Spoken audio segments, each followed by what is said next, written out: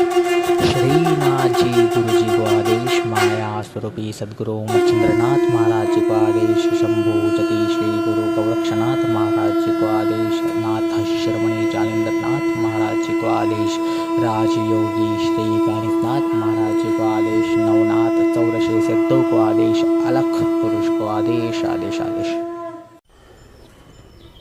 आज थंबनेल बघून खूप जण खुश होतील, कारण की आज मी वशीकरण सांगणार आहे।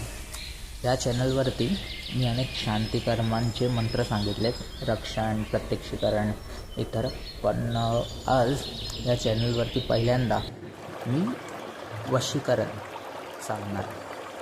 तर आपल्या तंत्रक्षेत्रात अनेक कर्म सांगितलेत, जारण, मारण, उच्चाटन, शापादी निवरण, अस्त्रनिर्भन, किंवा आता जे तंत्रामध्ये जे प्रामुख्याने षटकर्म ज्याला बोलतो आपण, ते म्हणजे विद्वेषण, उच्चाटन, मारण, वशीकरण, मोहन आणि शांतिकर्म। तर ह्यातले जे 3 प्रकार आहेत ते वामपंथात किंवा आपण अशुद्ध कर्म ज्यांना म्हणतो ते आहेत। म्हणजे कोणते कोणते ते उच्चाटन, विद्वेषण आणि मारण।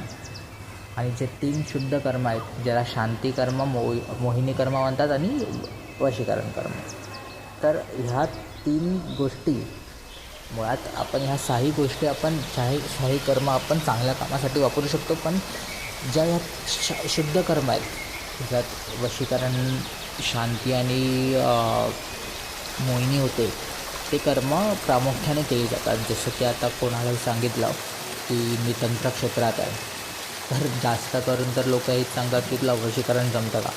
वशीकरण खूप सोपं सरळ पद्धत आहे, काहीच त्यात मोठं असं अगडबंबा नाही आहे।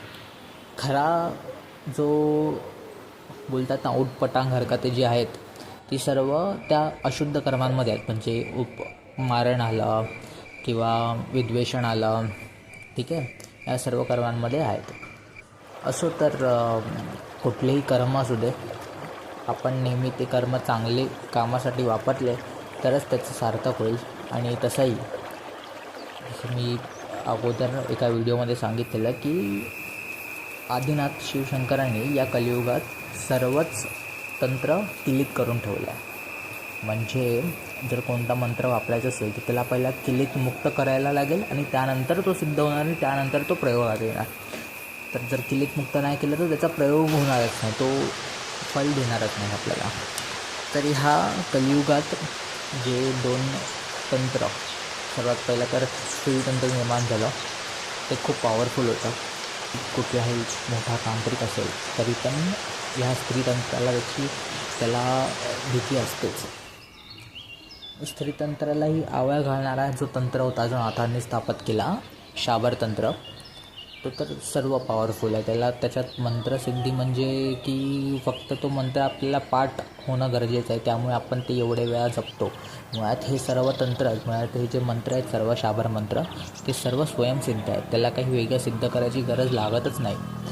पण हे मंत्र जे आता मी म्हणजे सांगतो ते सिद्ध करायला का सांगतो की जेणेकरून तुमचं त्याचं प्रोनाऊन्सिएशन जे आपण उच्चारण म्हणतो ते स्वच्छ झालं पाहिजे। कारण की कसं असतं की शाबर मंत्र हे खूपदा पाहिले आहेत की अशुद्ध लिहिले गेले आहेत, पण ते गुरुमुख होऊन आलेले आहेत शब्द, त्यामुळे ते त्याच्यात कुठला आपण बदल नाही करू शकत। आणि जर ते आपण बदल करून शुद्ध करायला गेलो आणि शुद्ध मंत्र जर जपला तर तो फळच देणार नाही। त्यामुळे ते जे जसे आहेत, त्यामुळे मी स्क्रीनवरती हे मंत्र असे लिहून देतो जेणेकरून ते जसे शुद्ध आहेत तसे माझे जरी उच्चार चुकले एखाद वेळेस तर ते तुमच्यापर्यंत तरी शुद्ध पोचावे म्हणून। तर असं आज मी एक सुंदर असं वशीकरण दिलं आहे। मंत्र थोडासा मोठा आहे, शाबर मंत्र आहे, कारण की कसं असतं की शांतिकर्म सोडला तर इतर सर्व कर्मांचे मंत्र जे आहेत ते खूप मोठे मोठे आहेत। मी पुढेही वशीकरण मंत्र देणार आहेत, अजून सोपे जे क्रिया आहेत त्याही सांगणार आहे वशीकरणामध्ये, पण सध्या तात्पुरता हा एक उत्तम असा वशीकरण मंत्र देतो आहे। काही मोठा सिद्ध करायची गरज नाही आहे या मंत्राला, फक्त किती एक संख्या आहे तेवढ्या संख्यात जर या मंत्राचा जप करून एखाद्या फुलावरती फुंकर मारली तर तो फूल कुठल्याही व्यक्तीला जर आपण दिला, खास करून स्त्रियांना दिला तो फूल, तर त्या स्त्रिया वशीभूत होतात। आणि जरी स्त्रिया नसतील, कोणीही व्यक्तिविशेष असेल त्याला जरी दिला तरी पण तो सिद्ध होण्यास पूर्णपणे सामर्थ्यशील आहे. हा जो मंत्र आहे हा शावर मंत्र आहे. ठीक आहे. तर ते खूप प्रभावशाली आहे आणि ह्याचा तोडगा सहसा निघत नाही, कारण की जसं मी अगोदर सांगितलं की कलियुगात सर्वात शक्तिशाली जर मानलं गेलं, सर्व तांत्रिक घाबरतात ज्या तंत्राला, तो स्त्रीतंत्र आहे. आणि त्या स्त्रीतंत्राला देखील व्यसन घातलं आहे शाबर तंत्राने. ठीक आहे. तर हे जे शाबर मंत्र आहे हा थोडासा मोठा आहे, लांबलचक आहे, निशंस आहे, पण तेवढाच प्रभावशाली देखील.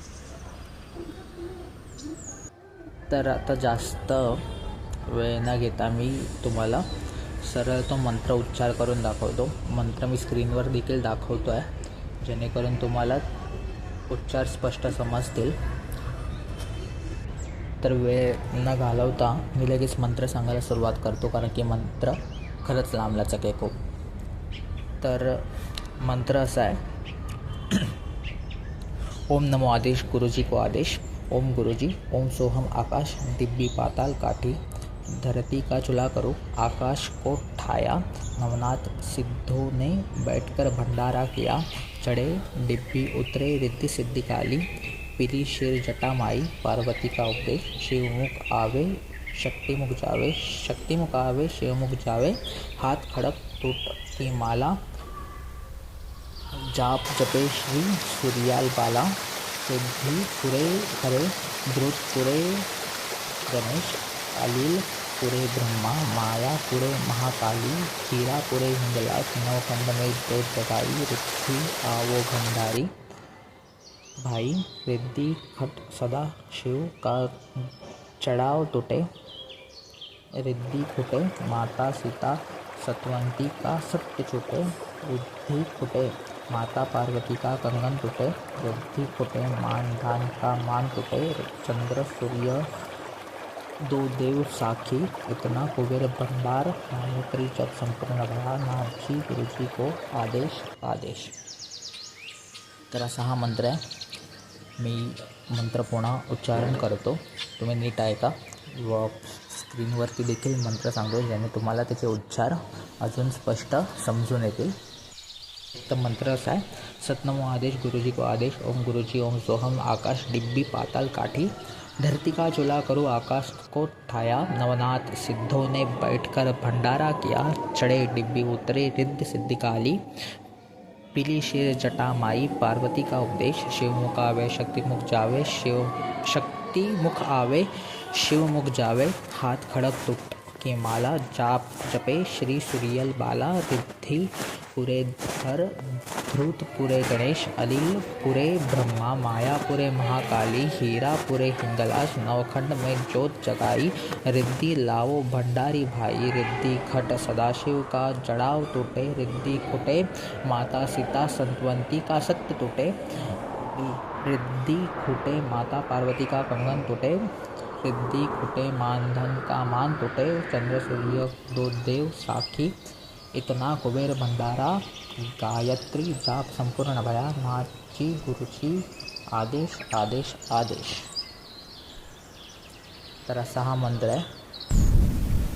ह्या मंत्राची विधी सोपी आहे, काय करायचं नाही. हा मंत्र जो मी इथे 2 वेळा उच्चार केला तोच तुम्हाला 21 वेळा उच्चार करायचा आहे. फक्त उच्चार करायचा आहे, बाकी काही याची विशिष्ट विधान नाही आहे सिद्ध करण्याची किंवा कोणताच असं विशिष्ट काही नाही आहे, प्रयोग नाही आहे याचा. या मंत्राचा फक्त 21 वेळा उच्चार करून एखाद्या फुलावरती फुंकर मारायचे, म्हणजेच त्या फुलाला अभिमंत्रित करून तो फूल कोणत्याही व्यक्तिविशेष किंवा खास करून स्त्रीला दिला व त्या स्त्रीने त्या फुलाचा सुगंध घेतला, तर सुगंधाच्या द्वारे वशीकरण मंत्र तिच्या अंतःकरणात पोचेल व ती स्त्री व तो व्यक्तिविशेष कोणी ज्याच्यावरती तुम्ही प्रयोग करतायत ते व्यक्तिविशेष तुमच्यावरती वश होऊन जाईल.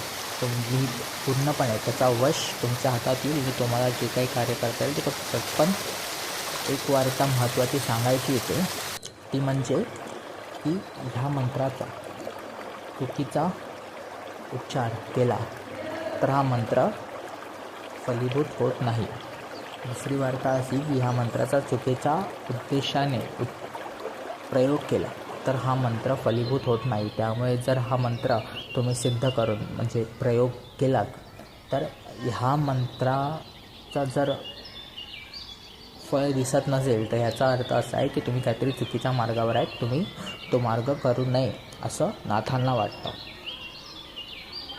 त्यामुळे हा मंत्राचा विचार करूनच उपयोग केला पाहिजे. हा मोहिनी मंत्र आहे आणि वशीकरणासाठी प्रामुख्याने वापरला जातो. तर हा व्हिडिओ आपण इथेच संपवूया. जर व्हिडिओ आवडला असेल तर लाईक करा, बेल आयकॉनवर क्लिक करा जेणे तुम्हाला येणारे प्रत्येक व्हिडिओची नोटिफिकेशन लगेच भेटेल. चॅनलवर नवीन असाल तर सबस्क्राईब मात्र नक्की करा.